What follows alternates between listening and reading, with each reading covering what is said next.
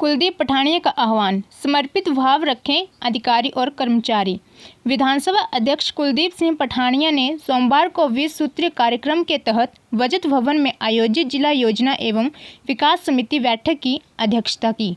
उन्होंने विभिन्न विभागीय योजनाओं का लाभ जमीनी स्तर तक पहुंचाने के लिए सभी अधिकारियों एवं कर्मचारियों से समर्पित भाव रखने का आह्वान किया। इस अवसर पर सदर के विधायक नीरज नेयर, वनीखेत के विधायक डीएस ठाकुर, उपायुक्त अपूर्व देवगन, पुलिस अधीक्षक अभिषेक यादव सहित सभी विभागों के अधिकारी मौजूद रहे। रोजाना हिमाचल के लिए चंबा से एएम नाथ की रिपोर्ट। अधिकारी ये मेरे ख्याल में 20 सूत्री कार्यक्रम, उसमें हिमाचल प्रदेश में चंबा जिला में हमारी प्रथम मीटिंग है और मेरे ख्याल में 12 जिलों में पहले हम ही हैं। और अभी बहुत सारा विभागीय जो बजट विभिन्न विभागों को जो आगे ट्रांसफर होना है, वहाँ से कन्वे होना है, अभी नहीं हुआ जैसा लगा है अभी कई जगह। लेकिन बावजूद इसके हमारी कोशिश और प्रयास ये है कि 20 सूत्री कार्यक्रम के माध्यम से जो गतिविधियां प्रदेश सरकार के द्वारा या केंद्र सरकार के आयोजनों के माध्यम से होती हैं, उसमें कहीं कोई किसी प्रकार की कमी ना रहे।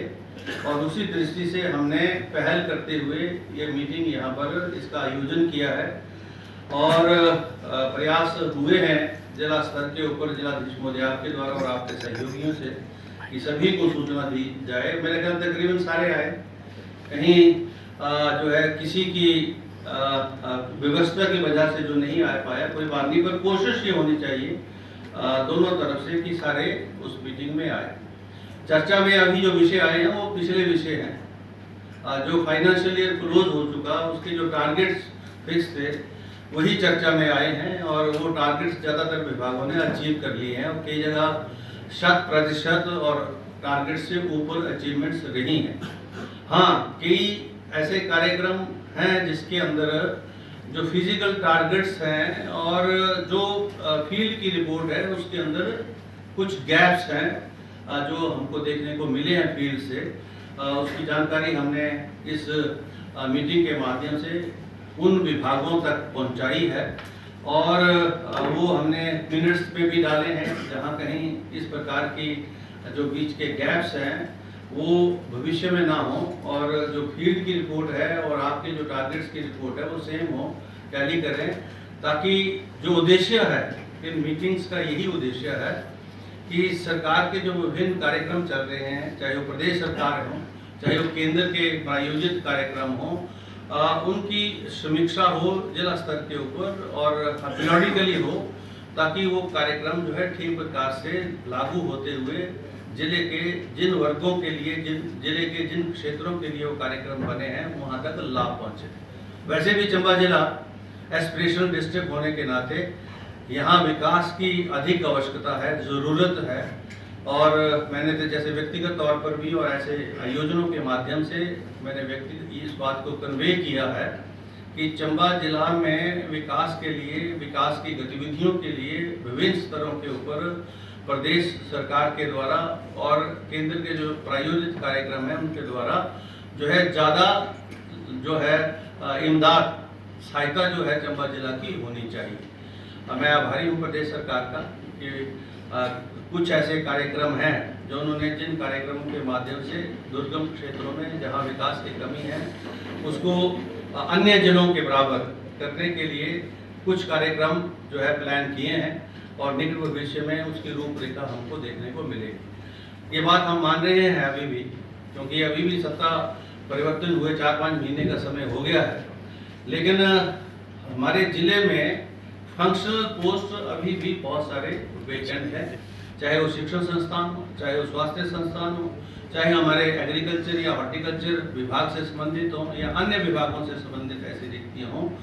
मैं ये समझता हूँ कि अगर विकास के हर काम को सरअंजाम पहुँचाने के लिए हमारे पास जो मशीनरी की आवश्यकता है, जो अधिकारी और कर्मचारियों की आवश्यकता है, वो पूर्णतया जो है पूरी होनी चाहिए।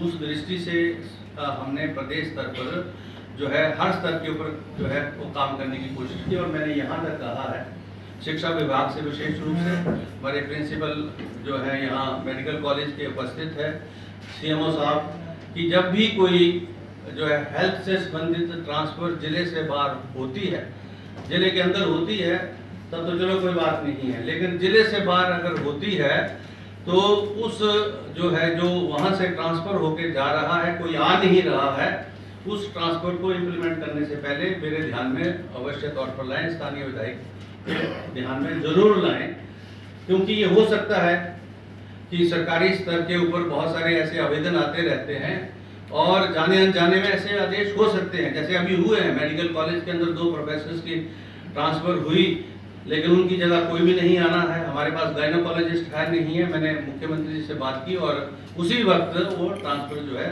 रद्द हुए। तो ये विशेष रूप से इस व्यवस्था को जिलाधीश महोदय हमको देखने की जरूरत है। और मैं अपनी ओर से एजुकेशन में भी विशेष रूप से, क्योंकि अभी तक हालात ये है कि कुछ शिक्षण संस्थान पूरे खाली हो गए, वहाँ से लोग उठ के जो है दूसरे जिलों में चले गए और वहाँ पर कोई आया नहीं। और दशा ये है, जैसे मेरे ही चुनाव क्षेत्र के अंदर रखेट स्कूल है, मेरे ही चुनाव क्षेत्र के अंदर बनेटा स्कूल है, जिसमें जो है लेक्चर कोई नहीं है, +2 की जो है ज़्यादा ज़रूरी है। और पब्लिक सर्विस कमीशन के माध्यम से, सबऑर्डिनेट कमीशन के माध्यम से ये जो रिक्तियाँ जल्दी से भरे, इसके प्रयास सरकार कर रही है। लेकिन जब तक ऐसा नहीं होता है तब तक हमारे जो हेड ऑफ द डिपार्टमेंट्स हैं उनसे मेरा ये आग्रह है कि वो जरूर इस बात को ध्यान से देखें और वो हमारे ध्यान में लाएं, ताकि हम उसको सरकारी स्तर के ऊपर उन विषयों को टिकअप करते हुए सरकार से उसके ऊपर जो है ऐसे आदेश ले सकें जिसके फलस्वरूप जिले को, उस संस्थान को नुकसान ना हो। तो ये मीटिंग जो है यहाँ पर आयोजित हुई, आप सब ने समय निकाला है और अच्छे वातावरण में हुई है। अभी 5-6 महीने में हमने 3-4 मीटिंग डिस्ट्रिक्ट स्तर पर कर दी हैं। मैं आभारी हूँ जिला प्रशासन का और सभी अधिकारियों का। हम सबको मिलजुल कर काम करना है। आपकी जो समस्या है उसका समाधान निदान करने के लिए जिला स्तर के ऊपर जिलाधीश है, हमारे समक्ष लाइए, हम आपका सहयोग करेंगे।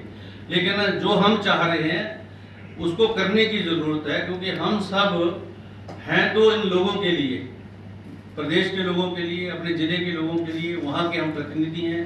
वहाँ हर प्रकार की व्यवस्था पैदा हो, सुविधा पैदा हो, उनकी जो ज़रूरतें हैं, कमियां हैं, वो पूरा हो, उसी दृष्टि से हम सबको काम करना है। और मुझे उम्मीद है कि सब विभाग जो है अब अपने विभागों में इन सब बातों को ध्यान रखते हुए काम करेंगे। और आपके इस आयोजन के लिए, मीटिंग के लिए हमारे एसपी साहब हैं, लॉ एंड ऑर्डर की स्थिति अच्छी है।